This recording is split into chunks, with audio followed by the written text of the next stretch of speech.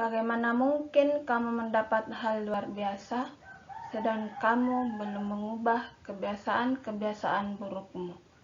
Syekh Ibnu Athaillah Sakandari. Inilah cahaya di hati hari ini. Assalamualaikum warahmatullahi wabarakatuh. Apa kabar santri An-Nur yang dirahmati oleh Allah Subhanahu wa taala? Semoga sehat walafiat bersama keluarga. Amin. Sudah siap belajar hari ini? Ayo bersama-sama membaca doa sebelum belajar. Bismillahirrahmanirrahim. Rabbi zidni ilman warzuqni fahman waj'alni minas sholihin. Ya Allah, tambahkanlah ilmuku, berilah aku karunia agar dapat memahaminya, dan jadikanlah aku termasuk orang-orang yang soleh. Amin ya Rabbal Alamin.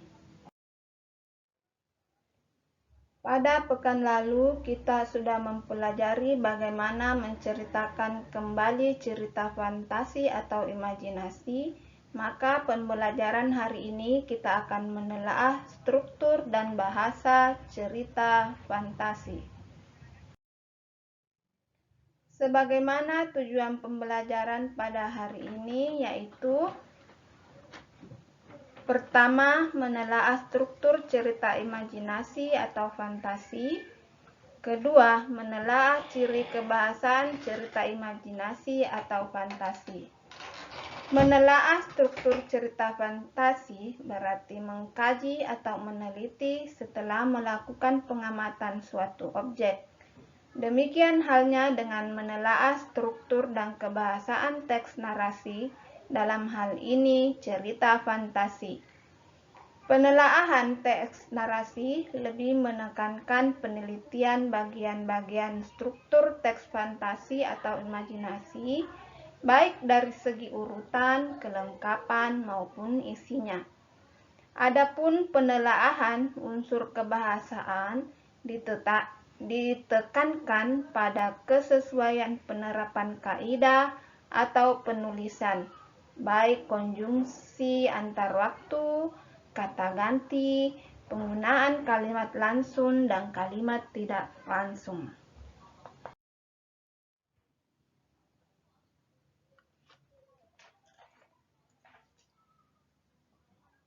Kita mulai dengan menelaah struktur cerita fantasi, yaitu dimulai dari bagian orientasi atau pengenalan, dilanjutkan bagian komplikasi atau penyajian konflik atau masalah, dan terakhir adalah penyajian resolusi atau penyelesaian. Nah, bagian orientasi merupakan tahap pengenalan berupa cerita tentang apa, siapa pelaku dalam cerita itu, di mana cerita itu terjadi, dan kapan cerita itu terjadi. Kemudian komplikasi adalah bagian tokoh yang mengalami konflik problem, berupa konflik tokoh dengan kekuatan alam, atau konflik antar tokoh, ataupun konflik dengan tokoh dengan dirinya sendiri.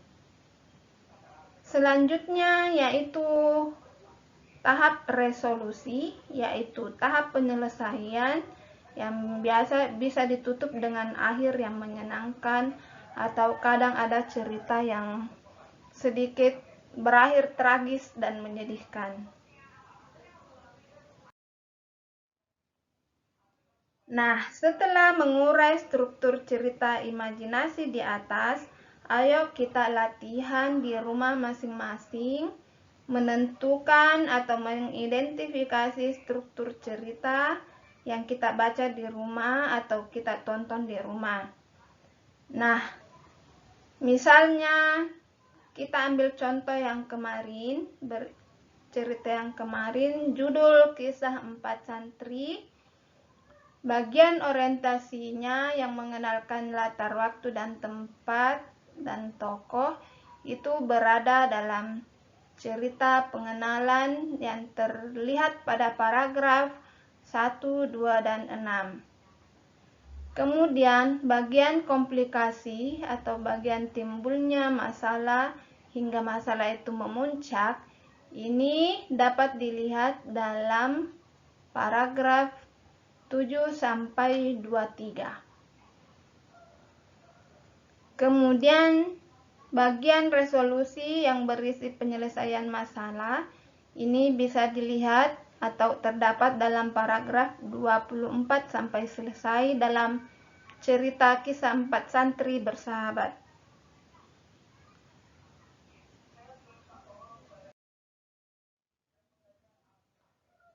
Adapun sarana kebahasaan yang sering digunakan dalam cerita teks narasi sebagai ciri kebahasaan yakni penggunaan konjungsi, penggunaan kata ganti, dan penggunaan kalimat langsung dan tidak langsung. Penggunaan konjungsi yaitu urutan waktu yang sering digunakan dalam cerita imajinasi adalah kemudian, seketika, tiba-tiba, sementara itu, lalu, selama, bersamaan, selanjutnya, akhirnya. Ini kata-kata yang sering digunakan dalam cerita imajinasi. Selanjutnya, penggunaan kata ganti ini juga sering digunakan dalam cerita fantasi. Kata ganti yang menggantikan suatu benda atau hal. Beberapa kata ganti yang biasa digunakan yaitu kata ganti orang, kata ganti penunjuk, dan kata ganti penanya. Kata ganti orang bisa dilihat pada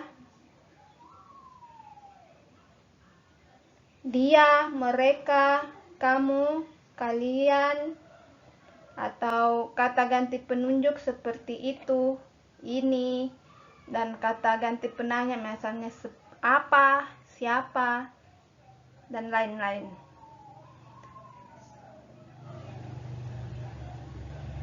Selanjutnya dalam ciri kebahasaan cerita fantasi yang sangat jelas kelihatan dan sering kita temui adalah penggunaan kalimat langsung melalui dialog-dialog tokoh dalam cerita, dan ada pula kalimat tidak langsung yang biasa digunakan oleh pengarang atau tokoh yang menceritakan tokoh lainnya.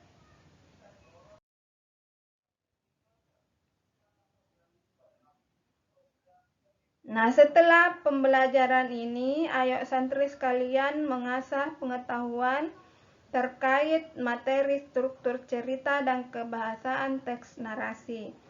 Jadi, bacalah satu cerita apa saja yang ada di rumah, atau tonton salah satu cerita fantasi, kemudian identifikasi strukturnya dan penggunaan konjungsi urutan waktunya. Oke, selamat bekerja, dan tugas ini tidak harus dikumpul, hanya latihan di rumah saja.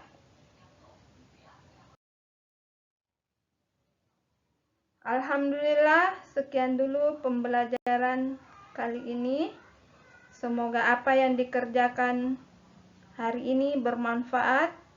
Mari kita tutup pertemuan dengan membaca penutup majelis. Bismillahirrahmanirrahim. Subhanakallahumma wa bihamdika asyhadu an la ilaha illa anta astaghfiruka wa atubu ilaik. Maha suci Engkau ya Allah, dengan memujimu aku bersaksi bahwa tiada Tuhan melainkan Engkau. Aku memohon pengampunanmu dan bertaubat kepadamu. Amin ya rabbal alamin. Demikian, wassalamualaikum warahmatullahi wabarakatuh.